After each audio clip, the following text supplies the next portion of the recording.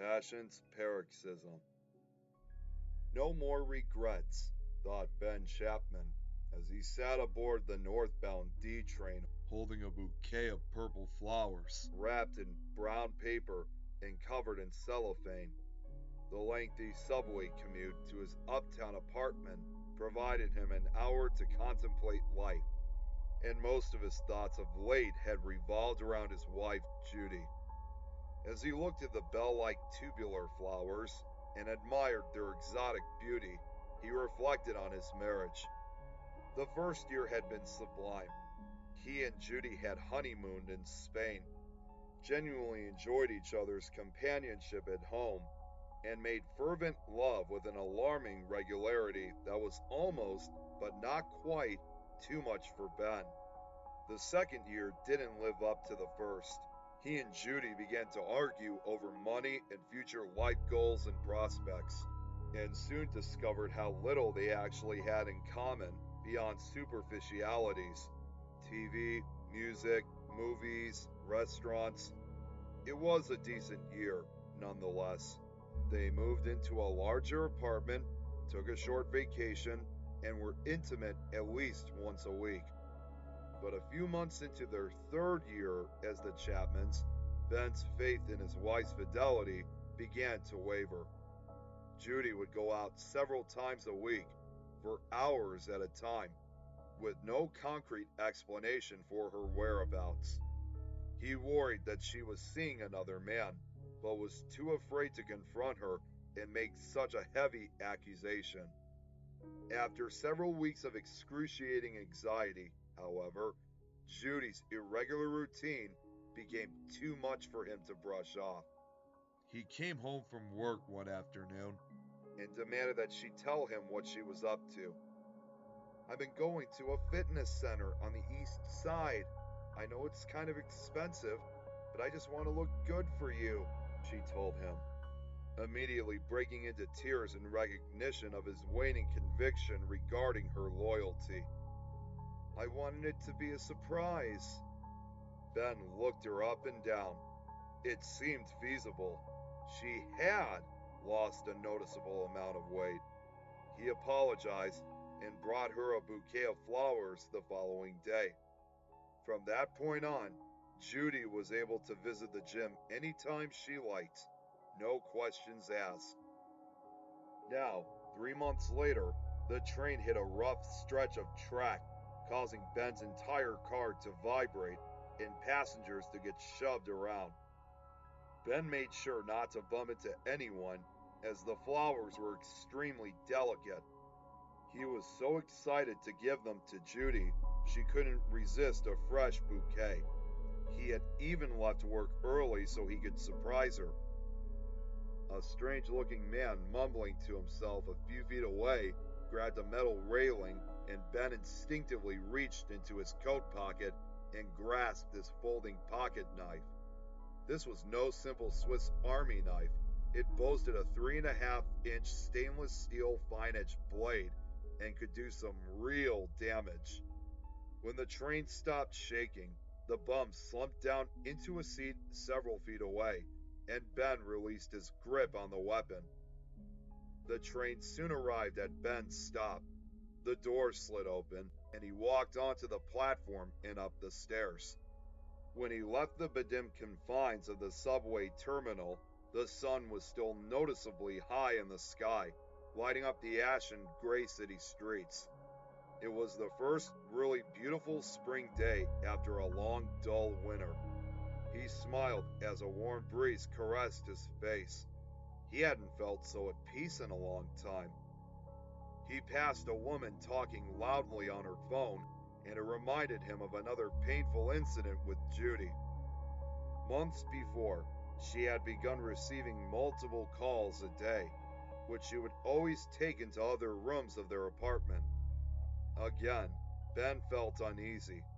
His wife had never been shy about talking on the phone in front of him before, so why now? After days of this behavior, he had demanded to know who she was talking to. Again, she blubbered at his accusation. She revealed to Ben that her friend's husband was terminally ill and she was calling her up for emotional support. The next day, Ben had again come home with a bouquet of flowers. Judy inhaled their sweet scent and smiled, and all was resolved by the end of the evening. Judy continued to receive the calls without consequence. Ben continued his walk home from the subway station, smiling as he passed a young couple holding hands. What secrets do they keep from each other, blissfully unaware? As he crossed the street, he thought back to another episode from a few weeks earlier. Following an unexpected power outage at work, he had arrived home early to find a Corvette parked directly outside his building, jet black with a noticeable scratch along the hood. He grew suspicious when the car seemed to speed off as soon as he approached, and had continued on inside the building, anxiously. When he entered his third floor apartment and called out to Judy, she replied that she was in the bathroom and would be right out. Ben went about his routine, removing his coat, pouring a glass of vodka, snacking on a Danish, easing into the evening. When he tossed the remainder of his pastry into the garbage, however, he noticed a cigarette butt lying on top of a used coffee filter. Judy didn't smoke, and neither did he. When she came into the kitchen, Ben asked her who had been there and also mentioned the car outside. Judy initially told him nobody had visited, but Ben kept prodding. He wasn't going to let it go. Finally, after stumbling over her story, she admitted that Marco, an old college friend, had come over for coffee, nothing more. Ben felt that he had been made a fool of. He stood silent, brooding. "It's not like you think," said Judy, teary-eyed. "Just listen. My friendship with Marco means nothing compared to my love for you, Ben. I can't believe you think I would cheat on you. What kind of person do you think I am?" His wife having guilted him into rethinking his assumptions, Ben was forced to reassess the situation. Maybe it was just an innocent cup of coffee, he thought. Maybe she's being honest. What proof do I have, really? He apologized and told Judy it was fine to spend time with Marco, but that he preferred they meet at a coffee shop, not their home, from then on. Judy threw her arms around him and thanked him for understanding, and the two made love for the first time in months. As he neared his apartment, Ben had a spring to his step. He had gone to a special flower dealer for this bouquet. It had to be extraordinary to make up for all Judy had done for him over the years. A bee fell through an opening in the cellophane and landed on one of the petals, and he smiled amusingly as it fell into the bouquet. He was 2 blocks from his building when he caught sight of the same black Corvette which he had seen weeks prior. Rather than let it get to him, however, he continued toward his apartment. His days of suspicion were behind him. No more regrets. As Ben walked into his building, he passed by a young olive-skinned man in a leather jacket that made his own tweed suit coat seem almost grandfatherly.